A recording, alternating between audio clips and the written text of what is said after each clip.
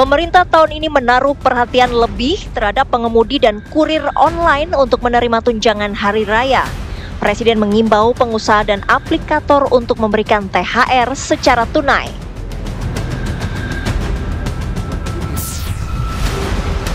Polda Gorontalo mengungkap kasus peredaran minyak goreng merek Minyak Kita yang dikemas ke dalam botol bekas air mineral dan galon sebelum dijual ke masyarakat. Satgas Pangan Polri menyelidiki temuan minyak goreng kemasan merek Minyak Kita yang diduga tidak sesuai label. Dari inspeksi mendadak di Pasar Lenteng Agung, 3 merek minyak kita diuji dan isinya hanya 700 hingga 900 ml meski tertera 1 liter. Menteri Pertanian sebelumnya juga menemukan minyak kita melebihi harga eceran tertinggi. Bagaimana pengawasan distribusinya? Siapa yang bertanggung jawab? Dan apa sanksinya? Saksikan di Apa Kabar Indonesia Malam sesaat lagi.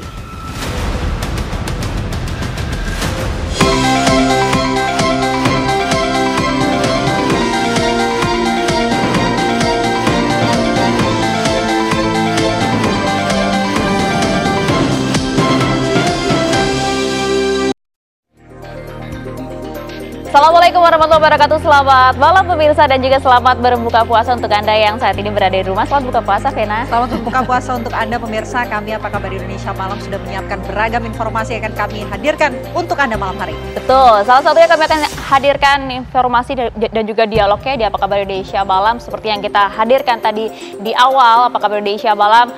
Tentu kita semua dikejutkan usai kemudian beragam kasus korupsi yang menggemparkan begitu ya. Nampaknya sekarang giliran minyak kita yang ternyata isinya atau takaran tak sesuai dengan yang tertera di label 1 liter, namun kemudian pada saat ditakar secara fakta hanya sekitar 750 hingga 800 ml saja. Ini pun yang juga sudah disidak langsung oleh Menteri Pertanian bahwa ini temuan di lapangan dan langsung diminta tegas untuk memberantas hal ini. Namun kalau kemudian ini sudah terencana begitu ya, siapa yang bisa disalahkan dan juga siapa yang bisa bertanggung jawab dengan hal ini? Mengapa hal ini bisa terjadi dan baru sekarang diketahui? Kami akan membahasnya dalam dialog di Apa Kabar Indonesia Malam bersama dengan saya Maria Segaf dan juga bersama saya Vera. Kita mulai Apa Kabar Indonesia Malam selengkapnya untuk Anda.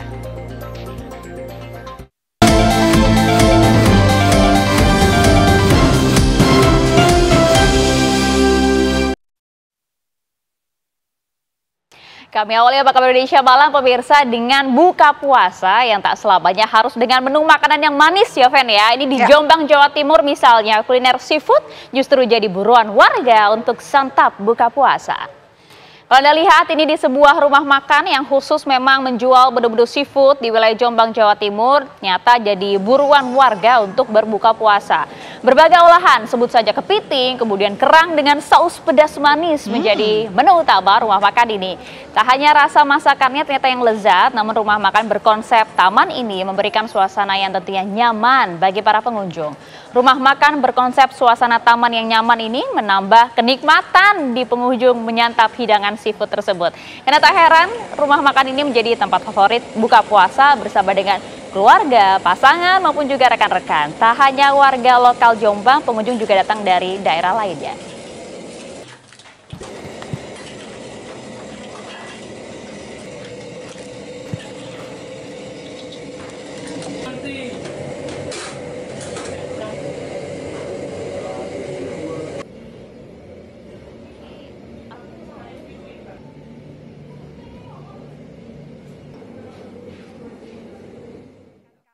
Yang ada di Jakarta dan juga Medan, Sumatera Utara. Di Jakarta di Masjid Al-Azhar sudah ada Zinka Neila di sana. Kita sapa, selamat malam Zinka Neila, selamat berbuka puasa. Ada hidangan berbuka puasa apa yang bisa Anda rekomendasikan untuk pemirsa malam hari ini? Assalamualaikum, selamat malam Vera Kintan, Maria Segaf dan juga pemirsa TV One. Saat ini saya sedang berbuka puasa bersama di Masjid Agung Al-Azhar di wilayah Kebayoran Baru. Dan pemirsa, hari ini menu takjil yang disediakan oleh Masjid Al-Azhar yakni, nah ini sudah ada ya pemirsa, ada kue apem, ada bolu kukus, ada risol dan ada kurma tentunya dengan air mineral. Dan juga tadi disediakan teh hangat untuk para jemaah yang sudah sudah hadir di Aula Buya Hamka Masjid Agung Al-Azhar Kebayoran Baru ini. Dan pemirsa, tradisi berbuka puasa bersama di Masjid Al-Azhar ini memang sudah berlangsung selama 34 tahun lamanya setiap hari, setiap bulan Ramadan. Dan khususnya hari ini sudah disediakan sekitar 700 paket takjil untuk berbuka puasa bersama di sini, di mana hari ini ada sekitar 500 takjil yang disediakan untuk berbuka puasa bersama di Aula Buya Hamka ini, dan 200 lainnya memang dikhususkan untuk berbagi kepada warga yang berbuka puasa di jalanan di sekitar Masjid Al-Azhar Kebayoran Baru ini. Dan pemirsa, seperti inilah suasana syahdunya berbuka puasa bersama. Dan memang tadi saat berbuka puasa setelah azan maghrib, semua wilayah ini yang ada di sajadah ini terisi dengan para jemaah yang berbuka puasa bersama. Namun memang saat ini para jemaah sudah mulai pindah ke lantai atas untuk menunaikan ibadah sholat maghrib bersama. Nah, saya mau coba nih wawancara. Assalamualaikum Ibu, dengan Ibu siapa? Dengan Ade. Ibu, ini kenapa memilih buka puasa di Masjid Al-Azhar ini, Bu? Kalian mau tarawih, janjian sama teman juga. Berarti sengaja untuk emang kesini untuk buka puasa bersama? Iya. Sudah berapa kali, Bu, di sini? Baru 1 hari. Kenapa memilih buka di puasa di Masjid Al-Azhar ini, Bu? Paling strategis, dekat rumah. Menurut Ibu, suasana berbuka puasa di Masjid Al-Azhar ini bagaimana sih, Bu? Enak ya, rame, ketemu teman-teman baru. Ya terasa deh ininya, puasa sama silaturahminya. Kan Ibu baru pertama kali kesini, Bu. Apakah kemudian esok-esok harinya akan kesini lagi, Bu? Iya, insya Allah. Ya, baik, terima kasih ya Ibu. Nah, pemirsa, demikianlah salah satu testimoni ya dari jemaah yang hadir di buka puasa bersama hari ini. Dan memang pemirsa, saat ini saya merasakan sangat syahdu, sehingga bagi Anda yang ingin berbuka puasa bersama, yang ingin merasakan syahdunya juga, Anda bisa langsung saja ke Masjid Agung Al-Azhar yang berada di wilayah Kebayoran Baru. Sementara demikian, Vera dan Maria kembali ke Anda di studio. Wah, suasananya nikmat dan juga syahdu ya. Selamat berbuka puasa, Zinka Dela langsung dari Jakarta. Kita geser menuju ke Medan. Ada Nofri Afandi yang sudah siap merekomendasikan menu buka puasa untuk kita semua. Apa itu, Nofri?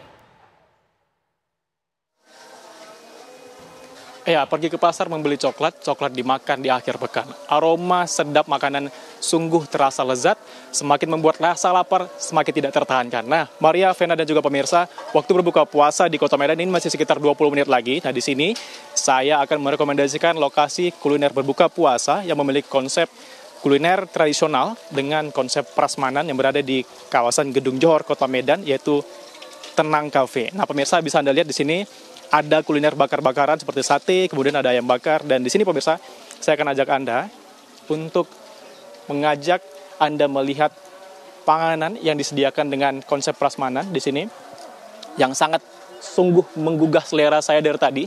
Ini di sini ada ayam kampung, ya Bang, ayam kampung, kemudian di sini ada burung puyuh, bebek, ayam muda, dan ini burung ruak-ruak, dan ada paru dan tempe tahu dan berbagai macam makanan. Nah, ini ada sambal apa, Bang? Sambal pecak dan sambal terasi. Nah, pemirsa, tentunya tadi saya sebelum menuju ke sini saya sudah memesan terlebih dahulu untuk disiapkan di meja yang akan saya gunakan nanti untuk berbuka puasa. Saya akan ajak Anda langsung, pemirsa. Tadi saya sudah memesan beberapa makanan yang tentunya sangat lezat sekali. Nah, ini dia pemirsa. Tadi saya sudah memesan beberapa makanan yang sudah disediakan ataupun disajikan di meja yang akan sambil berbincang di sini dengan Bang Al. Bang Al yang akan menjelaskan apa saja sih di sini bumbu-bumbu dan makanan yang disediakan. Bang Al, selamat sore. Selamat sore. Bang Al, ini sudah ada berbagai macam kuliner ya Bang ya, yang tadi sudah saya pesan. Bang, mungkin bisa dijelaskan Bang. Ini yang paling menggugah selera Bang, ini ada es cendol durian. Es cendol durian ya Bang ya. Durian itu dia khas tradisionalnya Indonesia, itu es campur ya. Diambil dari es campur tapi lebih dibanyakin isinya nih. Cendol, ada dawet, jagung, pulut, ada iya, ada duriannya. Lebih di duriannya kita banyakin. Wah, ini saya udah semakin nggak sabar Ya. Bang mau cobain. Ini Belum sudah buka puasa. memasuki waktu genting Bang ya. Nah kemudian ada lele. Lele. Ada lele goreng. Ini pakai bumbu apa Bang? Kalau ini lebih ke bumbu kalasan sih biasa. Yang ini karena kita lebih ke tradisional sih. Kita lebih balikin ke tradisional kita seperti ayam. Ayamnya diungkep dulu. Terus juga ada burung ruak-ruak, burung puyuh, ayam kampung, bebek dan lainnya juga itu kebanyakan kita ungkep dulu dengan bumbu khas tradisional Indonesia. Biasanya itu lebih ke bumbu kuning. Bumbu kuning Bang ya ini ya. Bumbu kuning. Oke. Kalau untuk bumbu ungkep itu biasanya bumbu kuning itu khas Indonesia di mana-mana. Selain lele ini juga ada ayam nih, Ayam, Bang. ya. Ayam dan ikan gembung ya. Iya, ikan gembung. Ini juga pakai bumbu apa Bang? Bisa jelaskan? Kalau bumbu kita lebih khasnya bumbu kuning khas Indonesia. Tapi ada beberapa tambahan bumbu yang dari kita nih kita tambahin biar rasanya lebih gurih. Bumbu spesial yang Bumbu rahasia spesial. Bang ya. Iya, dari kitanya. Oke. Seperti itu. Nah Bang ini kan ada tentu ini sebagai penyedap tambahan ya. Iya. Kayaknya orang Indonesia kalau nggak makan tradisional nggak pakai sambal tuh ada yang kurang Bang ya. Iya. Ini sambal apa aja Bang? Ini lebih ke sambal terasi dengan sambal pecah. Dengan sambal pecah.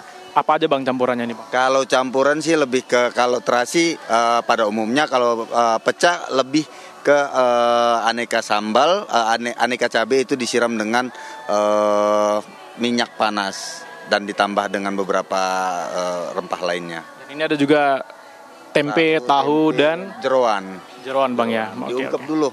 dulu, Bang, ya? Diungkep dulu baru kita goreng. Baik. Nah, pemirsa, ada banyak sekali ya makanan yang sangat menggugah selera saya, yang tidak sabar akan saya coba sebentar lagi nih waktu berbuka puasa untuk Kota Medan.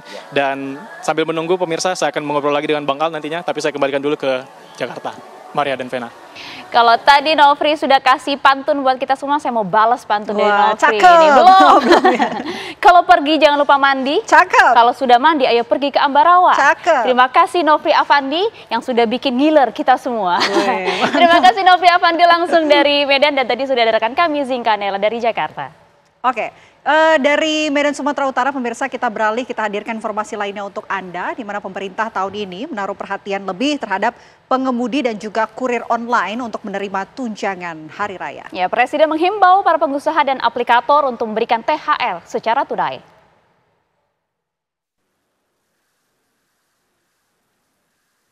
Presiden Prabowo Subianto menggelar pertemuan dengan CEO PT Goto, Patrick Waluyo, dan CEO Grab, Anthony Tan, beserta sejumlah perwakilan pengemudi ojek online di Istana Negara siang tadi. Usai pertemuan, Presiden menyampaikan berita gembira bagi para pengemudi daring dan bekerja di sektor jasa pengantaran, bahwa pemerintah menaruh perhatian lebih di tahun ini mengenai pemberian bonus di Hari Raya. Tercatat 250.000 pekerja dan pengemudi online yang aktif dan 1 hingga 1,5 juta lainnya berstatus part-time. Pada tahun ini pemerintah menaruh perhatian khusus kepada para pengemudi dan kurir online yang telah memberi kontribusi yang penting dalam mendukung layanan transportasi dan logistik di Indonesia. Untuk itu, pemerintah menghimbau kepada seluruh perusahaan layanan angkutan berbasis aplikasi untuk memberi bonus hari raya kepada pengemudi dan kurir online dalam bentuk uang tunai dengan mempertimbangkan keaktifan kerja. Untuk besaran dan mekanisme pemberian bonus hari raya ini kita serahkan dengan nanti akan dirundingkan dan akan disampaikan oleh Menteri Ketenagakerjaan melalui surat edaran. Saudara-saudara sekalian, semoga dengan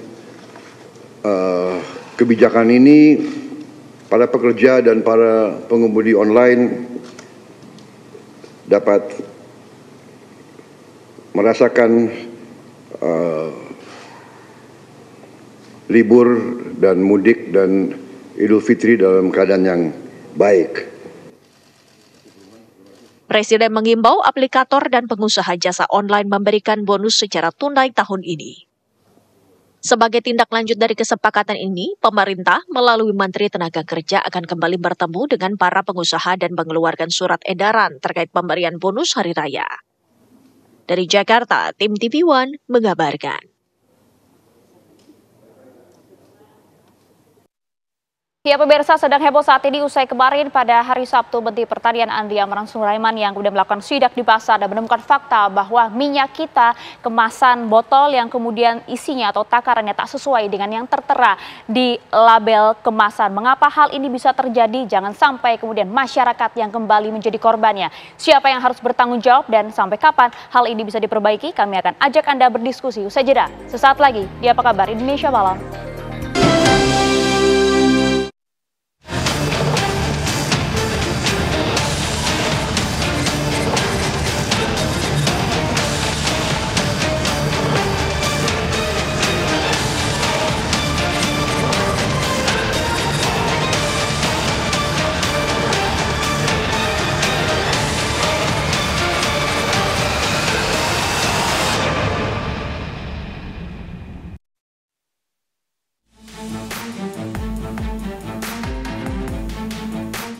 Satgas Pangan Polri menyelidiki temuan minyak goreng kemasan merek Minyak Kita yang diduga tidak sesuai takaran dengan yang tertera di label kemasan. Ketua Satgas Pangan Polri, Brigjen Helvi Assegaf mengungkapkan bahwa temuan ini berasal dari inspeksi mendadak di Pasar Lenteng Agung, Jakarta Selatan. Dalam pemeriksaan, 3 merek minyak kita dari 3 produsen berbeda diuji takarannya. Hasilnya, meski di label tercantum 1 liter, isi sebenarnya hanya berkisar antara 700 hingga 900 ml. Sebelumnya, Menteri Pertanian Andi Amran Sulaiman juga melakukan sidak di lokasi yang sama pada Sabtu 8 Maret 2025. Selain menemukan ketidaksesuaian takaran, ia juga mendapati harga minyak kita dijual di atas harga eceran tertinggi.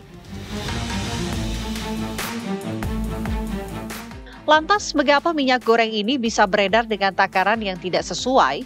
Sejauh mana pengawasan terhadap distribusinya? Siapa yang bertanggung jawab atas pengurangan takaran ini dan apa sanksinya?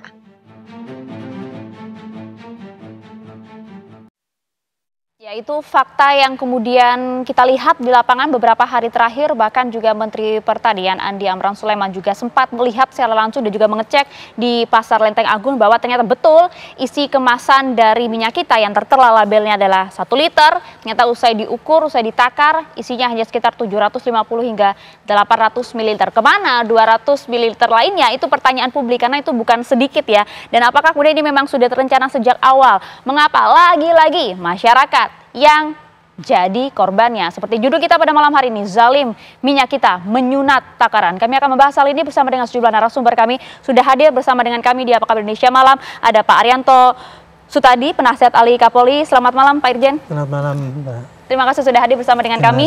Dan juga sudah hadir pula ada Sekjen Ikatan Pedagang Pasar Indonesia, Pak Renaldi Sarijawan. Selamat malam Mas Renaldi. Selamat malam Mbak Maria. Kita ingin dengar nanti suara para pedagang seperti apa, Mas. Siap. Dan juga sudah bergabung bersama kami melalui sambungan Zoom ada Dirjen Perlindungan Konsumen dan Tertib Niaga Kemendak, ada Pak Moga Simatupang. Selamat malam Pak Moga, Pak Dirjen. Mbak Maria. Terima kasih sudah bergabung bersama kami Pak Dirjen. Kita kemarin sempat dengar bahwa Kementerian Perdagangan langsung Pak Menteri yang menyampaikan sudah akan ditarik, sudah tidak ada yang beredar lagi kemasan minyak kita yang isinya tak sesuai dengan takaran. Betul demikian Pak Dirjen? Selamat malam Mbak Maria dan rekan-rekan sekalian narasumber. Jadi pengawasan yang kita lakukan sejak Desember sampai dengan tanggal 5 Maret itu sebanyak 311 pelaku usaha. Nah dari 311 itu 66 pelaku usaha sudah kita kenakan sanksi. Dan yang ditemukan oleh Pak Mentan itu sebetulnya kita sudah dalam pengawasan perusahaan tersebut. Demikian, Maria. Pengawasan tersebut dan juga pemanggilan sejumlah distributor tadi itu sejak kapan, Pak Dirjen, dilakukan? Ya, semenjak Natal dan Tahun Baru kemarin, Mbak Maria. Oke, artinya memang sudah Kemendak sudah mendengar ya adanya gelagat-gelagat di lapangan bahwa ada minyak kita yang tak sesuai takaran, sudah dipanggil, tapi pertanyaan publik lagi-lagi Pak Dirjen, mengapa sampai hari kemarin Pak kami cek ke pasar masih juga beredar itu Pak minyak kita yang tak sesuai dengan takaran? Ya, jadi memang terkait dengan pengecer, kita sudah berikan sanksi teguran tertulis. Nah, kita akan ada sesuai dengan Permendak 18 tahun 2024 tentang minyak goreng kemasan dan tata kelola minyak goreng rakyat, itu kan sanksinya ada beberapa tahap. Pertama, teguran tertulis. Yang kedua, penghentian sementara kegiatan penjualan, penutupan gudang penyimpanan, penarikan minyak goreng dari distribusi, dan rekomendasi pencabutan perizinan berusaha. Di samping itu juga terkait dengan tidak sesuainya alat ukur takar timbangan, itu sesuai dengan Undang-Undang 8 tahun 99 tentang perlindungan konsumen, itu akan dikenakan sanksi pidana. Beberapa perusahaan sudah dalam proses pidana di Barreskrim seperti itu. Dan sedangkan yang kemarin itu kita sedang lakukan pengawasan, kita sudah ke pabriknya di Depok dan ternyata pabriknya pindah ke tempat lain. Ya, sejumlah produsen pengecer juga sudah kemudian diberikan sanksi pidana. Tadi Anda sebutkan, boleh disebutkan Pak, ada berapa pihak yang kemudian akan diproses secara pidana di Barreskrim? Ya, kita kan ada beberapa tahap ya sebelum dikenakan sanksi pidana. Pertama kita proses klarifikasi, kita cek ke kelengkapan dokumen dan juga standarnya. Nah, setelah itu kita gelar perkara, setelah itu kita limpahkan ke Barreskrim, Maria. Oke, baik. Ada berapa perusahaan, Pak? Boleh diinformasikan? Data yang di kami sebetulnya kita sudah berikan teguran-teguran tertulis dan sanksi lainnya itu sebanyak 66 perusahaan. Sementara yang terkait alat ukur takar timbangan itu terdapat 4 perusahaan. Itu ada 5 perusahaan, cuman yang 1 perusahaan sudah tutup. Oke, ada 66 perusahaan nakal plus 4 perusahaan nakal yang kemudian tadi mengurangi takaran di dalam minyak tersebut ya Pak ya. Jadi 66 itu bukan hanya ukurannya Mbak Maria, itu terkait dengan harganya, HIT-nya, terus penjualan dengan mekanisme bundling, dan juga dari pengecer jual ke pengecer lagi yang mengakibatkan harga menjadi tinggi, dan juga KBLI-nya tidak sesuai, terus tidak memiliki tanda daftar gudang dan lain sebagainya. Ada beberapa pelanggaran. Tidak hanya alat ukur takar timbangan. Nampaknya banyak kecurangan-kecurangan dilakukan oleh sejumlah perusahaan nakal tersebut, Pak Dirjen. Terima kasih, Pak Arianto. Anda melihat ini kesengajaan atau seperti apa, Pak Arianto? Iya, saya kalau itu masih macam-macam ya. Orang yang berbuat curang itu di dunia itu pasti ada aja. Ada yang sangat curang sekali itu ya, orang nakal itu ya, itu kesengajaan. Tapi ada orang yang cuma ikut-ikutan, yang sana tidak ditindak, kemudian ini ikut-ikutan, itu namanya cuma ikut-ikutan, tidak sengaja. Tapi ya apapun yang terjadi itu di dalam kesulitan hidup sehari-hari itu, orang itu ada yang tabah, ada yang tidak. Nah, khusus untuk ini kalau saya melihat ini ya, minyak goreng ini kalau tidak salah ini merupakan program pemerintah untuk membantu minyak subsidi Pak ini Pak. Itu kok masih dicurangin gitu ya. Itulah yang menurut saya kira sangat ini ya, tidak bisa dimaafkan itu. Itu dia, judul kita zolim makanya Pak ini Pak. Tidak berlebihan kan menurut Pak Arianto ya. Saya sangat mendukung dan sangat setuju dengan tindakan Pak Menteri yang tegas ya. Karena hanya dengan ketegasan itu menimbulkan efek jerah bagi yang lain. Karena kalau tidak ditegasin itu, yang lain pasti nanti ikut-ikut. Jadi lebih banyak yang kejadiannya gitu ya. Dengan ditegasi seperti itu, maka menimbulkan efek jerah. Dan syukur-syukur juga saya dengar kemarin itu Barreskrim kan ikut di dalam Satgas Pangan itu dan sudah masuk dalam penyidikan juga saya dengar. Mungkin besok diumumkan siapa yang terlibat di dalam. Dalam waktu dekat akan menggelar press release besok Pak Arianto. Baik, gitu, kita ingin dengar juga suara pedagang seperti apa sebenarnya Mas Nenaldi. Apakah memang para pedagang tidak mendapatkan keluhan dari customer sebelum dilakukan sidak oleh Pak Mentan? Ya, keluhannya memang kami sudah dapati cukup lama Mbak ya. Tidak hanya pada saat menjelang Ramadan saja, bahwa keluhan-keluhan soal harga juga tadi yang disebutkan oleh Pak Moga juga sama gitu. 3 bulan sebelum masuk Ramadan itu harga sudah di atas HIT. Soal keluhan itu sudah juga sering disampaikan kepada kami. Sehingga soal takaran juga akhirnya kan seperti puncak gunung es. Hari ini kembali viral soal minyak kita. Karena dulu di awal tahun 2023 juga mengalami hal yang sama minyak kita. Terjadi kelangkaan, bahkan penimbunan. Nah di awal tahun 2025 ini juga terjadi problem yang cukup, menurut kami cukup ironi gitu. Karena di bulan suci Ramadan, umat Islam sedang menjalankan ibadah, takaran dikurangi, harga masih tinggi. Kemudian ada 3 variabel. Yang ketiga itu adalah soal oplosan. Oplosan ini ditemukan di mana Mas? Di daerah Bandung ditemukan ada oplosan, jadi dioplos dari curah ke minyak kita. Dan ini kan jelas berbeda. Ke botol, langsung gitu ya? dimasukin ke botol. Ini kan jelas berbeda. CP-nya atau cloud point-nya jelas berbeda. CP10, CP8 ini kan jelas berbeda. Makanya yang dipakai di minyak kita yang daerah Bandung itu yang seharusnya CP-nya 8 tapi dipakai CP10 dengan minyak curah. Nah, ini kan problem.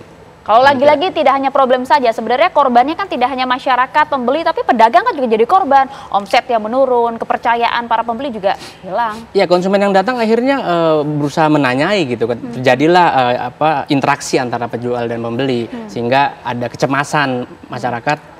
Nanti saya dapatnya nggak full gitu, jangan jual minyak kita yang banci gitu kira-kira gitu. Bahasanya sampai seperti itu di pasar. Maka seharusnya sih ini harus segera ditindak ya. Saya kira persoalan minyak takaran ini tidak hanya terjadi pada hari ini saja, tapi jauh sebelum itu ada soal harga juga yang belum selesai diurusi oleh Menteri Perdagangan. Ya, kalau tadi kita sudah sama-sama melihat ya Mas, kita sempat beli tadi ya. Ada minyak kita hari ini, apakah kemudian yang kita beli hari ini memang merupakan minyak kita yang sudah sesuai dengan takaran? Nanti kita akan coba cek bersama-sama. Kami juga sudah memiliki ada gelas ukur di sini. Tapi sesaat lagi pemirsa, usai jeda tetaplah bersama kami di Apa Kabar Indonesia Malam.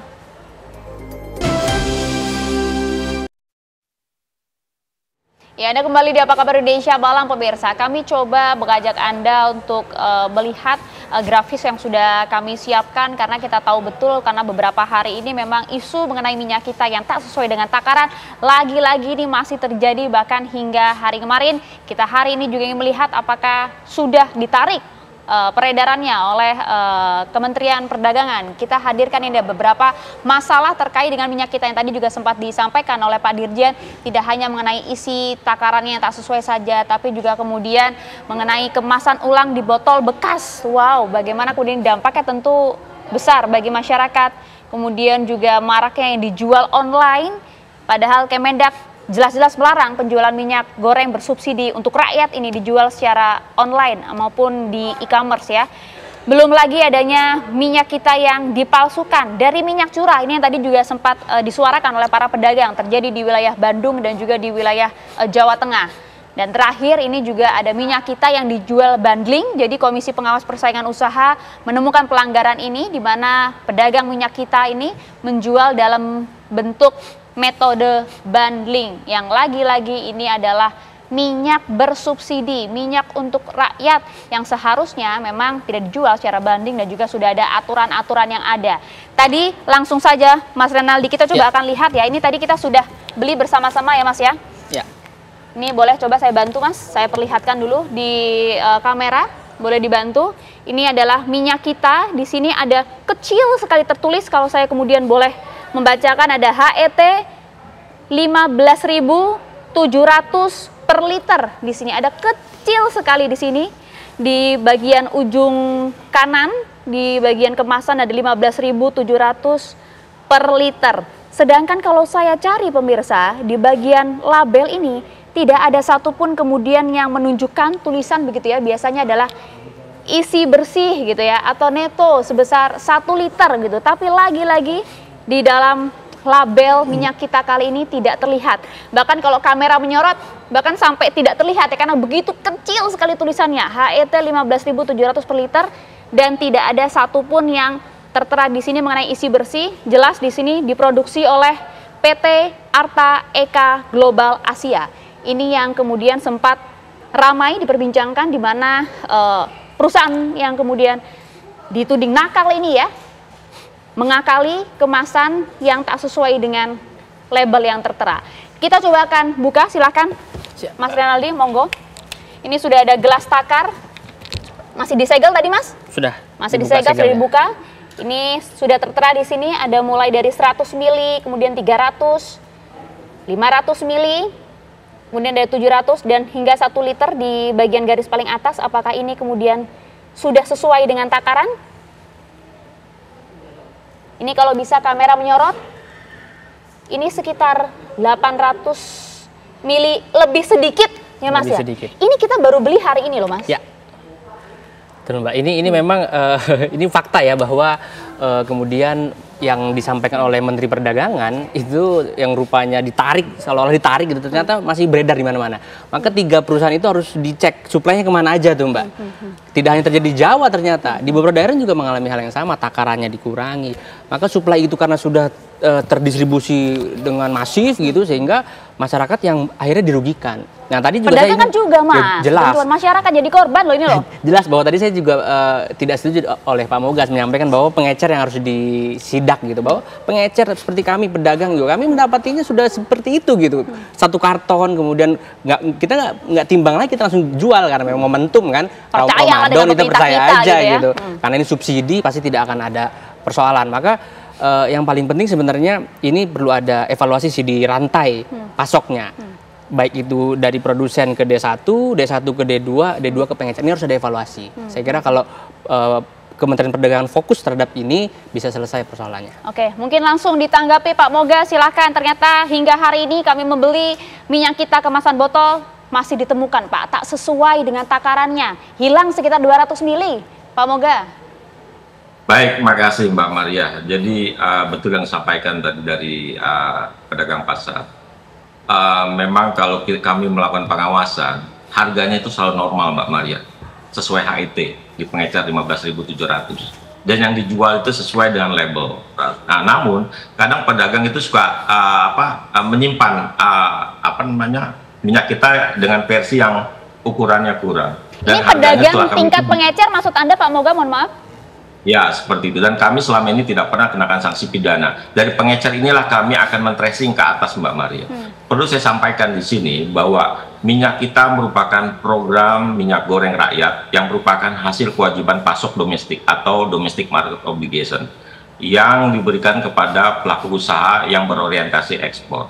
Perlu kami sampaikan, kebutuhan minyak goreng per bulan rata-rata sebanyak 257.000 ton. Sementara supply untuk minyak kita dari DMO itu rata-rata antara 160.000 sampai dengan 174.000 ton. Nah, harga minyak kita ini HET-nya 15.700, sementara minyak premium itu harganya sekitar 22.300 ya per hari ini. Berarti ada selisih harga 6.000 lebih. Nah, hal inilah sehingga minat masyarakat untuk membeli minyak kita itu cukup tinggi. Nah, karena suplainya sangat terbatas, kebutuhannya tinggi, ada oknum-oknum tertentu yang memanfaatkan ini untuk mencari keuntungan. Demikian Mbak Maria. Iya, baik, kami pun juga sebenarnya mengapresiasi betul apa yang dilakukan oleh Kementerian Perdagangan yang sudah menindak, tadi Anda sempat sebutkan, sudah bahkan melakukan proses pidana, sanksi pidana dilakukan di Bareskrim terhadap sejumlah perusahaan nakal yang culas menzolimi rakyat, begitu ya Pak ya. Tapi lagi-lagi Pak, bagaimana respon Kemendak Pak? Ini masih ditemukan hingga hari ini ada minyak kita yang tak sesuai dengan takaran.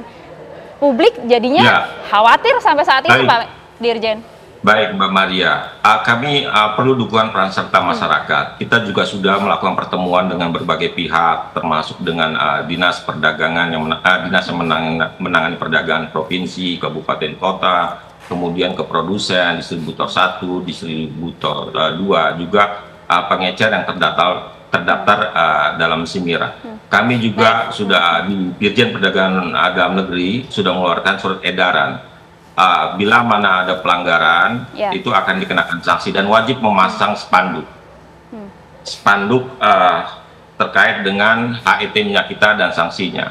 Kepada masyarakat yang menemukan minyak kita yang tidak sesuai dengan label dan ukurannya, itu bisa melaporkan ke Satgas Pangan di daerah melalui Polsek, Polres, atau Dinas Perdagangan, sehingga kami bisa tindak lanjuti. Demikian. Begitu juga media dan masyarakat lainnya. Ya, jadi gini Mbak Maria, saya ingin klarifikasi ya bahwa sebenarnya ini tidak melulu kesalahan teman-teman pedagang. Kenapa kok jadi seperti pedagang pasar ini seperti dikambing hitamkan gitu, persoalan takaran, harga dan sebagainya. Kalau memang berani Kementerian Perdagangan untuk membuka semua data, baik di SIMIRA, dibuka datanya dari produsen ke D1 itu perusahaan siapa aja, dari D1 ke D2 perusahaan siapa aja, begitu juga seterusnya sampai ke pengecer. Siapa, Mas? Ya, itu harus dibuka, itu harus dibuka supaya kita tahu, publik bisa lihat gitu. Sebenarnya persoalannya ada di mana, harga itu selisihnya ada di mana. Jangan sampai sekarang kami yang disalahkan gitu, dikambing hitamkan bahwa pedagang yang nakal dan lain sebagainya. Pedagang pasar Pak Moga izin, justru kami dapat harga satu karton minyak kita aja itu udah di atas HET Pak. Bagaimana kami harus jualan 15.700 sementara HET-nya sudah di atas. Baik, silakan Pak Renaldi. Jadi begini Pak Renaldi, Mbak Maria, itu kami setiap kali minta kepada pedagang pasar belinya di mana. Itu tidak pernah kami dapat informasi beliau beli dari mana. Seperti itu. Nah, karena kami minta juga transaksinya beli berapa itu nggak ada fakturnya selama ini. Nah, itulah hambatan kita di lapangan. Nah, dengan upaya kita yang pengawasan kita lakukan, ya kita dapat seperti yang saya sampaikan tadi, dari 311 pengawasan sudah ada 66 pelaku usaha yang kita kenakan sanksi. Kita tidak pernah mengenakan sanksi kepada pedagang di pasar. Kita hanya ingin mendapatkan informasi di mana mereka membelinya sehingga kita tracing ke atas seperti D1, D2 dan produsen. Dan sekarang ini kan sudah ada lagi mata rantai perdagangan minyak kita yang harusnya stop di D2 ke pengecer, ada lagi D3 pengecer yang membeli banyak kemudian dibeli lagi. Nah, inilah yang menyebabkan harga semakin tinggi. Mas, kalau di lapangan gak ada yang mau jawab, padahal mau di tracing tuh sama Pak Dirjen nih. Iya, sebab kalau dari bottom up ya seperti itu pasti harusnya top down gitu, kerja pemerintah dari atas, dari produsen dicek betul apakah ini sebabnya ada di sana, kita harus cek di hulu itu harusnya seperti apa, di jalur tengah kemudian di hilir, ya kita di hilir gitu. Ya kami hanya terima dengan angka 162.000 per karton yang isi 12 itu udah di atas HET, Mbak.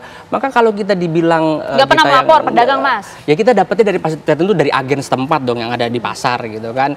Pasar-pasar yang besar yang ditemukan Pak Amran di Lenteng Agung itu kan pasar-pasar besar juga. Nah itu ada agen-agen setempat di situ yang tentunya ngambil juga dari sana. Kalau mau di tracing sesungguhnya ya Pak, moga izin ya Pak, harusnya dari atas Pak, dari top ke down gitu, jangan dari bottom up. Kalau bottom up nggak akan ketemu karena kami hanya mendapati supply-nya saja gitu. Karena kebijakan ini ada di Kementerian Perdagangan. Justru di tahun-tahun awal minyak langka, minyak kita itu hadir dari Kementerian Perdagangan. Yang tadi Pak Moga jelaskan, hasil dari DMO. Sehingga kalau mau menyelesaikan persoalan ini dari Kementerian Perdagangan. Oke, gitu. ini sedang sama-sama kita coba telisik gitu ya. Kalau kemudian Pak Arianto melihat pengawasan seperti apa yang harus dilakukan, kok nampaknya masing-masing juga ada kesulitan mencari tahu gitu. Ya itu ya, di dalam semua problem ya, itu masalah kecurangan-kecurangan ini kan jadi kan saling salah menyalahkan kan. Kita itu masih belum tahu siapa sih yang menaikkan harga itu kan, biang keroknya siapa gitu ya. Mudah kan harusnya ditemukan Pak? Ya, kalau dicek nggak ada, tapi begitu nggak dicek kan muncul yang disimpan kan. Nah itulah tantangan daripada kondisi kalau kita suruh mengawasi yang seperti itu. Ini bukan hanya di minyak goreng saja, di semua perdagangan hampir sama terjadi kayak manipulasi seperti ini gitu. Tetapi kalau saya hanya punya dalil ya, sesuatu yang terulang-ulang ya, suatu pelanggaran hukum yang terulang-ulang itu tidak akan mungkin tanpa sepengetahuan daripada pengawasnya. Pasti terjadi pembiaran itu Mas. Pembiaran dari pihak mana nih? Pemerintah, polisi atau? Bukan, pembiaran orang yang mengawasi itu. Ini bukan hanya menterinya yang salah, tapi yang perantara-perantara ini yang semestinya dia ngontrol ke lapangan, tapi kemudian cara ngontrolnya juga pura-pura nggak ketemu, itu bisa jadi. Di dalam dunia kepolisian kayak gitu, saya hanya pakai dalil gitu aja. Misalkan ya, ada perjudian gitu, itu nggak akan mungkin Kapolseknya itu nggak tahu ada perjudian di situ. Kalau saya bilang, kalau ada perjudian 1 minggu itu pasti Kapolseknya udah terima setoran pasti. Sama juga dengan kasus ini ya? Kasus ini kayak gini, pasti ada yang kolusi itu. Makanya solusinya bagaimana? Yang menurut saya harus sidak dan kemudian kasih shock terapi kayak Menteri Arman itu. Dan tidak hanya di langsung pengecer bawah saja Pak, sampai ke atas semua disidak, yang curang waktu itu langsung dieksekusi dan diumumkan sehingga yang lain pada nggak berani lagi kayak gitu. Untuk bergerak seperti ini. Karena pakai gitu terapinya, kalau nggak susah memang. Itu dia Pak, kita semua pusing Pak, ini padahal minyak subsidi untuk rakyat, kok rakyat yang dizolimi, itu dia kan Pak. Jadi kepercayaan publik juga jadi berkurang terhadap pemerintah. Itu yang kemudian kita temukan di lapangan. Sayang sekali demikian. Bahkan hingga hari ini tadi kita mengecek, membeli minyak kita di Jakarta, masih saja terjadi minyak kita yang tak sesuai dengan takaran. Bagaimana dengan di sejumlah daerah? Kami akan hadirkan untuk Anda saat lagi di Apa Kabar Indonesia Malam.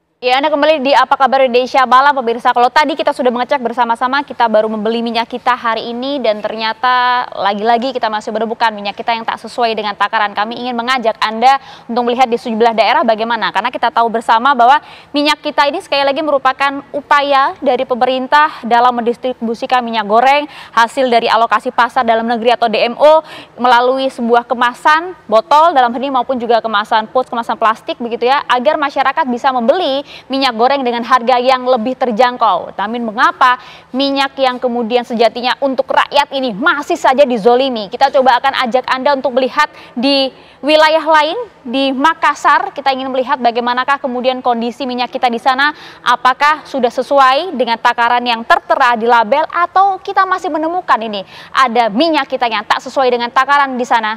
Samsul Barif.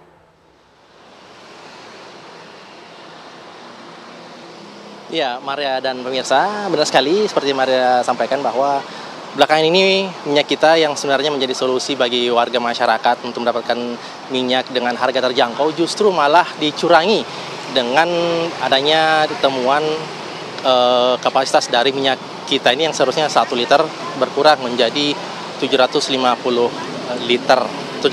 mililiter maksud saya. Dan saat ini saya sedang berada di salah satu pasar tradisional di Makassar, Sulawesi Selatan. Di sini para pedagang di tempat ini memang masih menjajakan minyak goreng, minyak kita yang memang beragam. Ada yang kemasan 2 liternya, kemudian ada kemasan yang 1 liter. Nah, untuk kemasan 1 liter itu ada 2 varian. Ada yang berupa botol yang seperti ini, kemudian ada juga berbentuk kemasan yang seperti ini. Nah, kita akan mengecek apakah benar ukuran yang 1 liter ini isinya adalah 1 liter. Tadi saya sudah sempat berkeliling di sekitar pasar sini untuk mencari gelas takaran 1 liter, namun saya hanya mendapatkan gelas takaran yang 500 ml, tapi saya beli 2 untuk mencukupkan takaran 1 liter. Kita akan mencoba melihat, membuktikan apakah ini benar-benar isinya adalah 1 liter. Sebelumnya saya sudah membeli 1 liter minyak kita untuk kita tes tentunya. Ayo kita coba buktikan. Di sini sudah ada 2 gelas takaran yang sengaja tadi sempat saya cari sebelum kita memulai live pada malam hari ini. Ini adalah gelas takaran 500 ml. Saya beli 2, saya ambil 2 karena saya tidak menemukan gelas takaran yang 1 liter. Sebelumnya di sini saya ditemani dengan Pak Musin, salah seorang pedagang di pasar tradisional Tamamang Makassar. Pak Musin, izin Pak, ya saya ingin mencoba untuk bisa dibantu dulu Pak Musin dibukakan. Ini masih tersegel, pemirsa, ini masih tersegel. Kita lihat dulu. Oke, baik. Lalu kita akan coba mengukur apakah benar minyak kita yang harga eceran tertingginya 15.700 per liter. Namun untuk di Makassar ini dijual seharga 18.000 karena memang bagi pedagang di pasar-pasar tradisional mereka mendapatkan stok minyak ini dari pengecer juga Pak ya. Sehingga harganya sudah tidak 15.700 lagi, tapi sudah menjadi 18.000, bahkan informasinya ada yang sampai 19.000. Nah, kita akan coba dulu.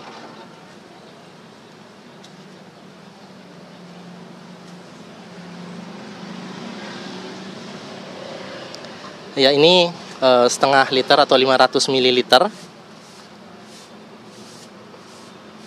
Yap, pas. Ini sampai di 500 ml. Ini artinya sudah setengah dari 1 botol kemasan minyak kita ini. Kita coba lagi di gelas takaran yang kedua.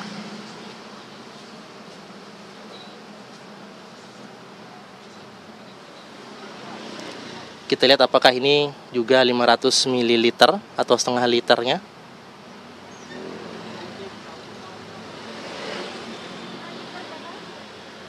Ya, ini ukurannya pas 500 ml.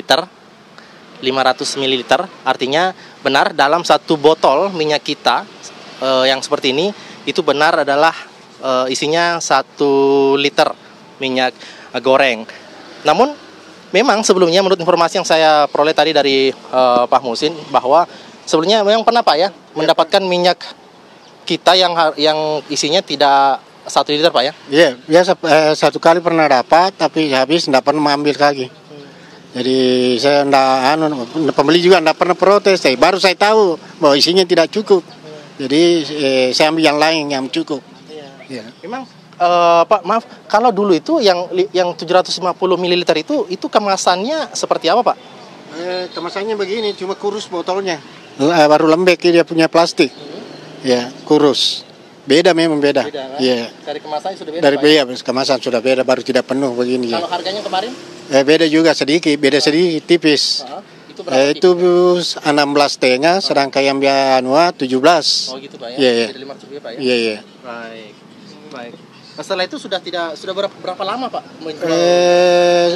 Sebelum puasa ini sambil, tapi di belakangnya tidak pernah ambil karena sudah ketahuan nih. Oh, sudah ketahuan banyak yang protes. Banyak protes dan terbukti dicurangi Pak? Iya, dicurangi. Baik. Nah, Maria dan pemirsa, selain minyak yang 1 liter ini ternyata bukan hanya yang 1 liter saja yang takarannya berkurang, namun yang 5 liter juga. Nah, di sini sudah ada 2 jerigen berisi 5 liter yang kalau kita lihat ini isinya sama 5 liter, harganya sama 15.700, namun ternyata takarannya berbeda. Jadi bukan hanya 1 liter saja yang ukurannya berbeda, tapi untuk minyak yang 5 liter juga berbeda. Nah, bisa dilihat tampak jelas ini saja dari kemasannya saja. Yang ini bahannya lebih tebal dan jika diangkat dia memang lebih berat dibanding yang sebelah ini. Sementara di labelnya minyak kita ini sama-sama tertulis 5 liter. Namun ternyata ukuran atau isi dari 2 jerigen minyak kita 5 liter ini diduga berbeda.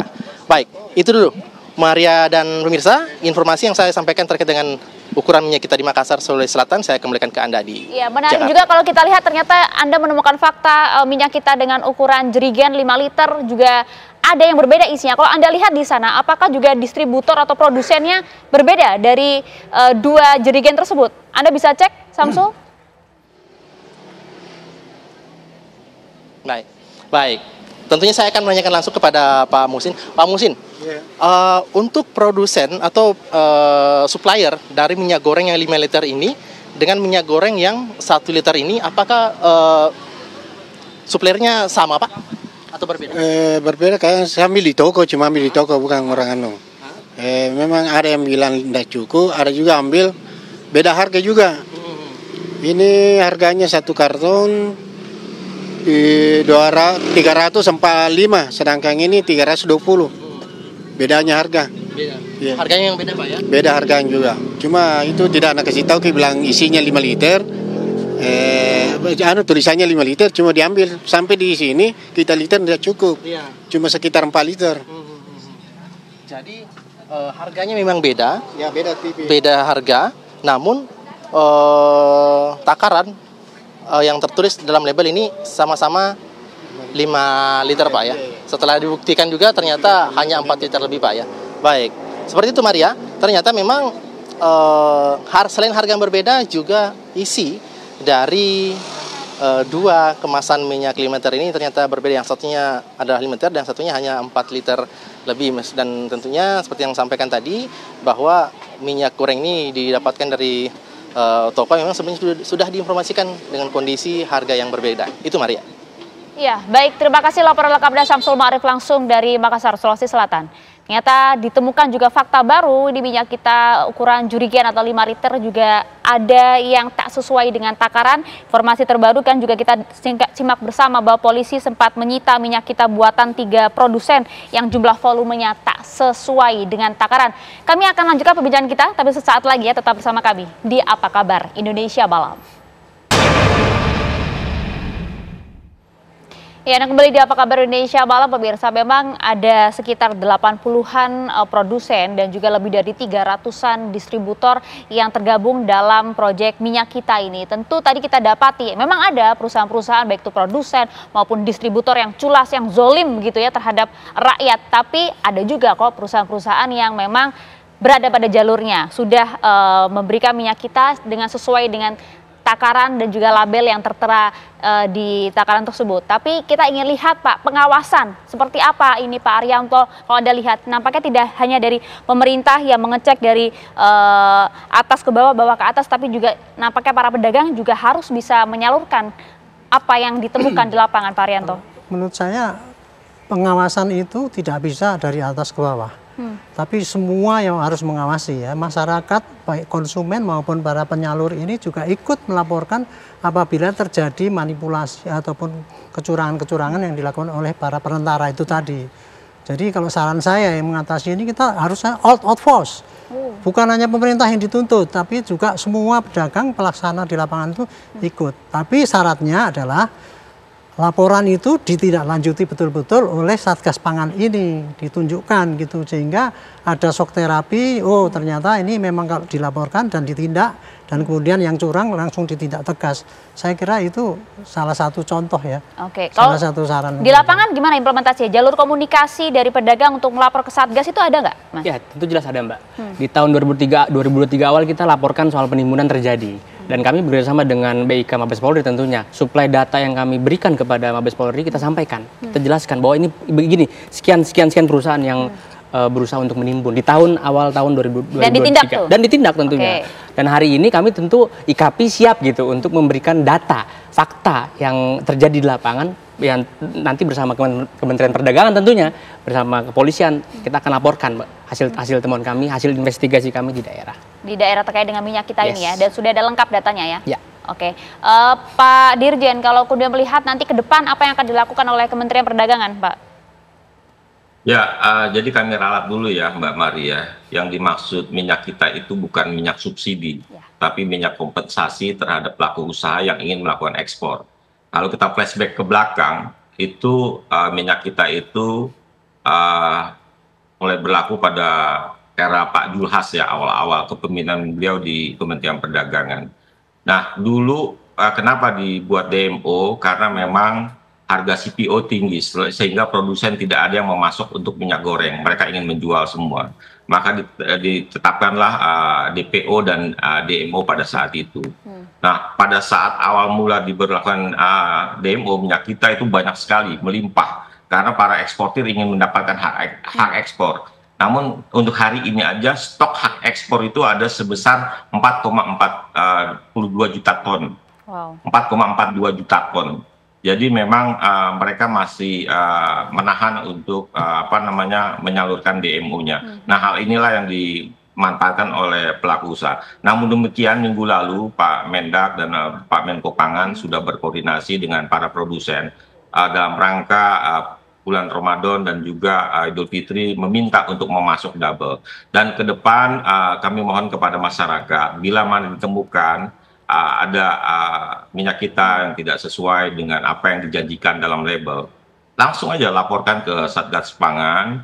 Dan kami juga mohon keterbukaan asosiasi pedagang pasar. Saya udah beberapa kali ketemu teman-teman asosiasi pedagang pasar, saya minta data-data seperti itu. Sampai sekarang saya bukan ingin membela diri, itu saya sudah lakukan, tidak dapat sampai sekarang.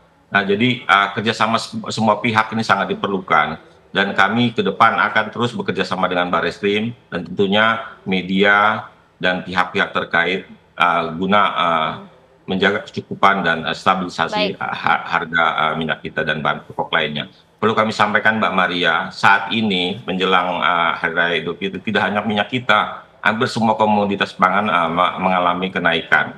Jadi marilah kita bersama-sama membuat iklim kondusif.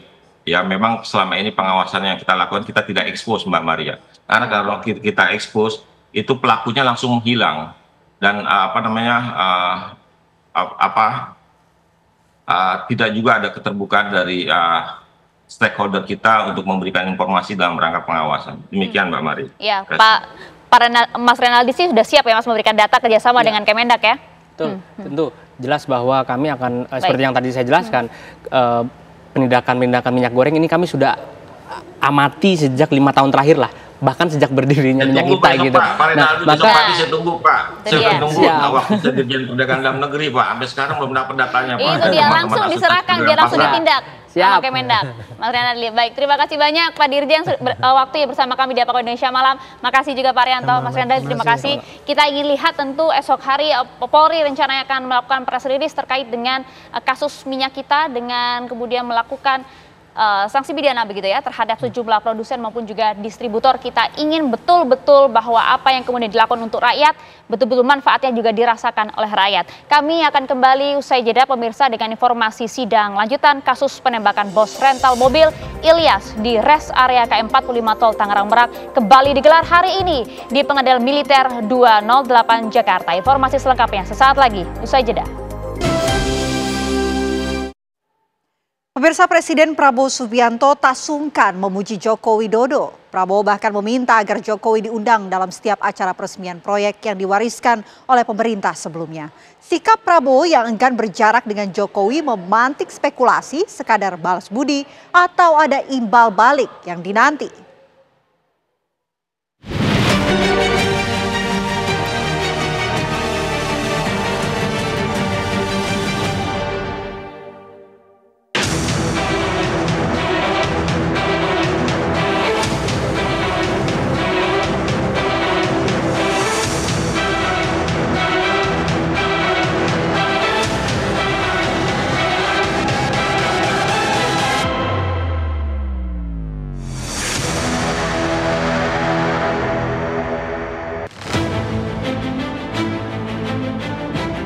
Presiden Prabowo Subianto sepertinya belum ingin menyudahi bulan madu politiknya dengan Joko Widodo. Dalam sejumlah kesempatan, Prabowo tak sungkan menebar pujian untuk Jokowi. Ia berkali-kali menyampaikan rasa terima kasih karena belum genap 5 bulan menjabat, sudah panen proyek besar warisan sang pendahulu. Prabowo bahkan meminta agar Jokowi diundang dalam setiap acara peresmian proyek yang diwarisi pemerintahan sebelumnya. Bahwa persiapan Bank Emas ini memakan waktu cukup lama. Kalau tidak salah, lebih dari 4 tahun. Takdir saya bahwa saya yang resmikan.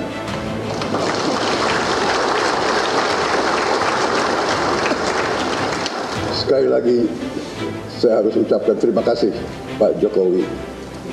Harusnya tolong seskap ya, kalau ada program yang jasanya pemerintah sebelumnya banyak, presiden sebelumnya harus dihadirkan juga. Mungkin besok saya akan ketemu Pak Jokowi, saya akan minta maaf Pak Jokowi. Bapak yang bekerja keras dengan menteri-menteri Bapak, padahal menteri-menteri Bapak banyak yang saya pakai juga. Sulit memungkiri bila keberhasilan Prabowo menduduki kursi RI 1 setelah 3 kali gagal murni diraih dari peluh sendiri. Prabowo pun berterus terang bahwa kemenangannya di Pilpres 2024 lalu tidak luput dari andil Jokowi. Sikap Prabowo yang enggan menjaga jarak dengan Jokowi pun memantik spekulasi. Sekadar balas budi atau ada imbal balik yang dinanti. Pak Prabowo ingin bahwa presiden-presiden sebelumnya yang pernah menggagas, memulai terhadap kegiatan ataupun program-program pembangunan lainnya pada waktu peresmiannya diundang. Jadi memang saya kira ini dalam konteks berbicara dulu Pak Jokowi menggagas bank ini, dan ya pada setiap siapapun yang menggagas Pak Prabowo ingin mengundang. Saya kira ini didasari oleh jiwa kenegarawanan yang tentu harus mengingat siapa yang menggagas atau yang memulai awalnya. Menurut saya baik-baik saja gitu ya. Siratnya begini, Pak Prabowo mau kasih tahu kepada Pak Jokowi, saya ini orang tahu berterima kasih loh pada orang yang berbuat baik kepada saya. Saya bukan tipe orang yang melupa kebaikan orang lain. Itu pesannya. Sebenarnya itu yang harus dilihat, jadi jangan lihat di permukaan. Itu Pak Prabowo mau konfirmasi bahwa memang pemilu 2024 itu Jokowi cawe-cawe. Ya, menggunakan kekuasaannya untuk ikut memenangkan Gerindra, kan begitu. Dengan narasi keberlanjutan, Prabowo kelimpahan banyak proyek strategis beranggaran fantastis. Prabowo mesti merangkul kekuatan politik yang masih loyal terhadap Jokowi dari kalangan pemerintah dan dunia usaha. Jangan sampai stabilitas politik goyah lantaran muncul oposisi dari kubu Jokowi. Dalam perspektif realisme politik, keputusan yang diambil ini juga bisa dilihat sebagai strategi Prabowo ya, untuk merangkul elemen-elemen kekuatan politik yang masih loyal pada Jokowi. Jadi Jokowi tetap mempunyai pengaruh politik yang signifikan ya sampai saat ini. Meskipun nanti akan berkurang pengaruhnya.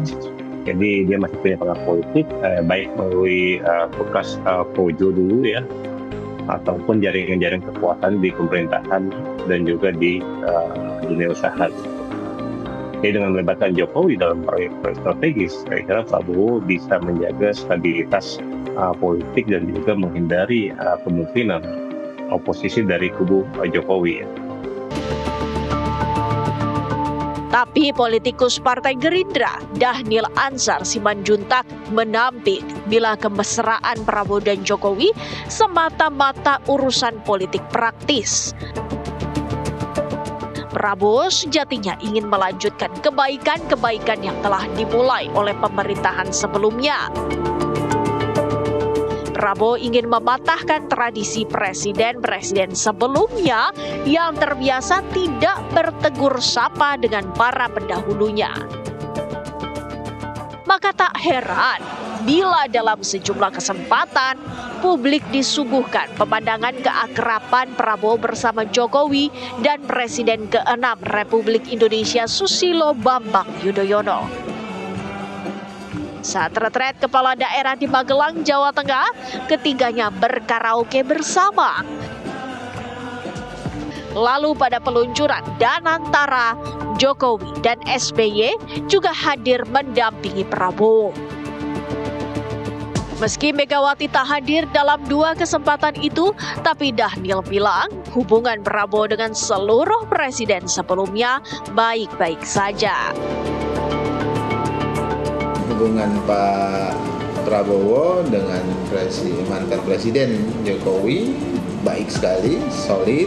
Pun demikian dengan Pak SBY, Presiden ke-6 kita. Kemudian demikian juga dengan Ibu Megawati. Jadi seperti sering saya jelaskan, politik Pak Prabowo itu adalah politik akumulatif advantage, artinya mengakumulasikan kebaikan-kebaikan yang sudah dimulai oleh para pemimpin-pemimpin bangsa sebelum Pak Prabowo, kemudian menegasikan hal-hal yang buruk yang punya dampak jelek bagi bangsa tentu tidak perlu ditiru dan kita perbaiki semaksimal mungkin. Prabowo dan Jokowi memang memainkan relasi tak biasa. Ini untuk pertama kalinya presiden yang tengah berkuasa rukun bersanding dengan pendahulunya. Prabowo selalu menggandeng Jokowi, berjalan beriringan.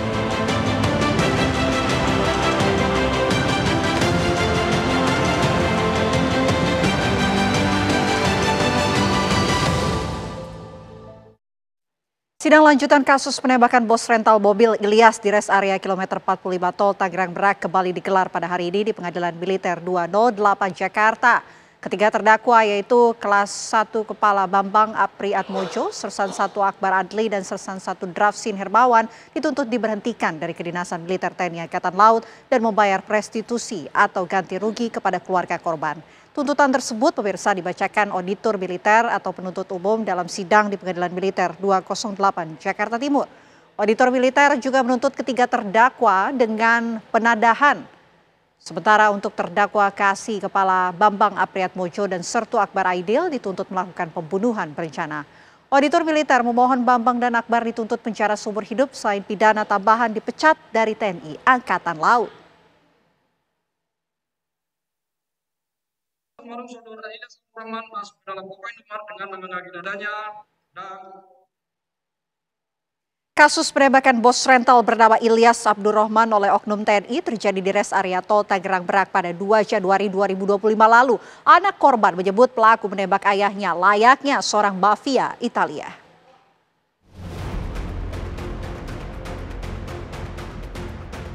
Kasus penembakan bos rental oleh oknum TNI yang terjadi di res area tol Tangerang Merak pada 2 Januari 2025 lalu diawali adanya dugaan upaya penggelapan mobil rental milik Ilyas Abdurrahman yang disewakan oleh warga Pandeglang bernama Ajat Sudrajat kepada seorang berinisial IH yang statusnya masih dalam daftar pencarian orang alias DPO. Setelah rangkaian penggelapan terjadi, mobil rental dikuasai oknum TNI AL AA yang rencananya akan dibawa ke Sukabumi.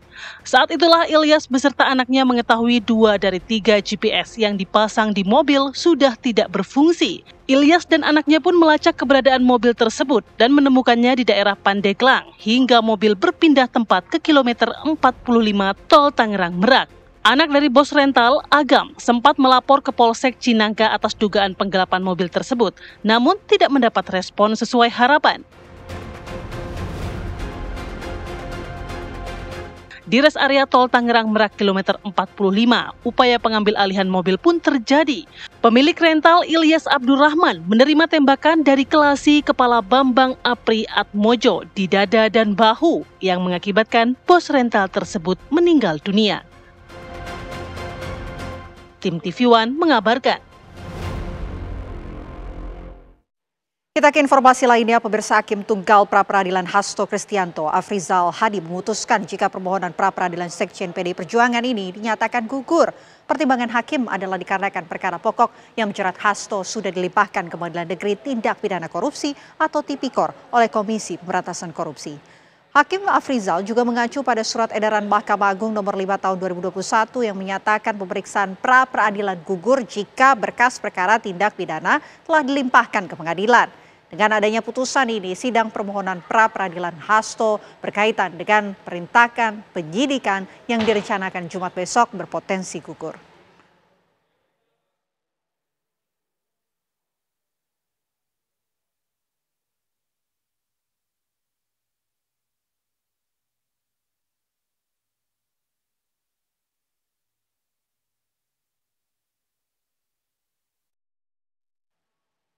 Komisi Pemberantasan Korupsi KPK menggeledah kediaman mantan pejabat setingkat kepala daerah di lingkungan pemerintah Provinsi Jawa Barat. Juru bicara KPK Tessa Mahardika pada hari ini menegaskan bahwa penggeledahan dilakukan berkaitan dengan penyidikan kasus dugaan korupsi pada PT Bank Pembangunan Jawa Barat dan Banten BJB yang merupakan badan usaha milik daerah Pemprov Jawa Barat. Namun Tessa masih enggan menyebut identitas mantan pejabat yang kediamannya digeledah. Tambahan yang bisa saya sampaikan adalah salah satu lokasi yang digeledah merupakan mantan pejabat di Provinsi Jawa Barat. Ya. Kalau untuk siapanya nanti kita akan sampaikan lebih lanjut, pejabat di Pemprov. Masih berlangsung atau memang sudah selesai? Sudah selesai. Ya, kira-kira apakah langsung bisa disampaikan apa hasil penggeledahan? Oh, belum. Nanti kita akan update lagi apabila seluruh informasi sudah didapatkan oleh. Inisial Mas, inisial. Nanti akan di-share ya. Tapi clue-nya adalah mantan mantan pejabat di Provinsi Jawa Barat. Kepala daerah ya, mantan kepala daerah. Setingkat kepala daerah. Polda Gorontalo mengungkap kasus peredaran minyak goreng merek Minyak Kita yang dikemas ke dalam botol bekas air mineral dan galon sebelum dijual ke masyarakat. Praktik ilegal ini terungkap setelah tim Satgas Pangan di Reskrimsus Polda Gorontalo melakukan penyelidikan berkaitan dengan laporan adanya pengemasan minyak kita ke dalam botol bekas air mineral di sebuah toko di Dusun 3 Ipilo, Desa Modelomo, Kabupaten Boalemo. Di toko tersebut, petugas menemukan karyawan toko sedang melakukan penyalinan minyak kita ke galon ukuran 22 liter untuk kemudian diperjualbelikan kembali. Selain galon berukuran 22 liter, pelaku juga menyalin minyak kita ke botol air mineral ukuran 1.500 ml dan 600 ml untuk diperjualbelikan. Pengemasan ulang minyak kita ini dilakukan para pelaku karena ingin mendapatkan keuntungan lebih besar. Dan berdasarkan hasil pemeriksaan selama bulan November 2024 hingga Februari 2025, pemilik usaha memperoleh keuntungan sebesar 25 juta rupiah. Kini pemilik toko beserta 2 karyawannya diamankan Polda Gorontalo untuk mempertanggungjawabkan perbuatannya.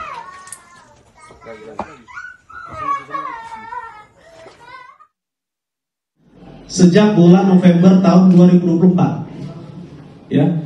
Jadi bisa dibayangkan dari bulan November 2024 sampai sekarang yang bersangkutan berhasil mengusahakan atau merepacking minyak kita yang sebenarnya ini adalah subsidi, kemudian dijual kembali sebanyak 9.000 liter lebih, ya.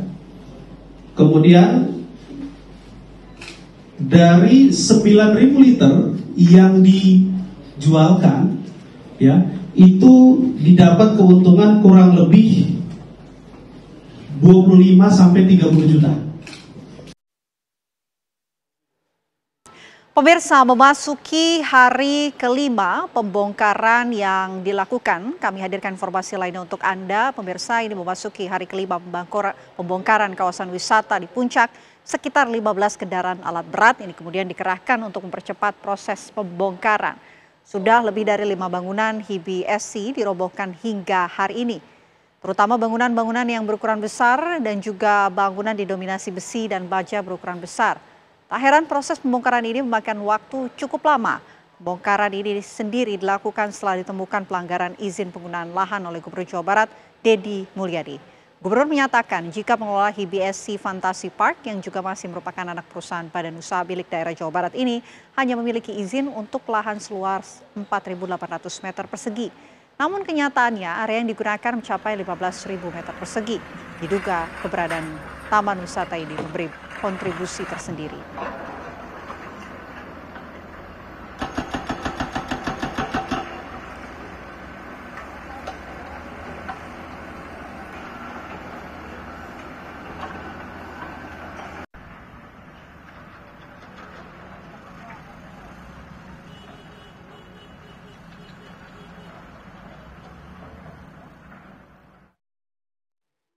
Ya, pemirsa, informasi dari Bogor, Jawa Barat tadi sekaligus menutup perjumpaan kita di Apa Kabar Indonesia Malam. Saya Vena Kintan. Dan saya Maria Segaf. Pemirsa, saat lagi Anda dapat menyaksikan program Fakta.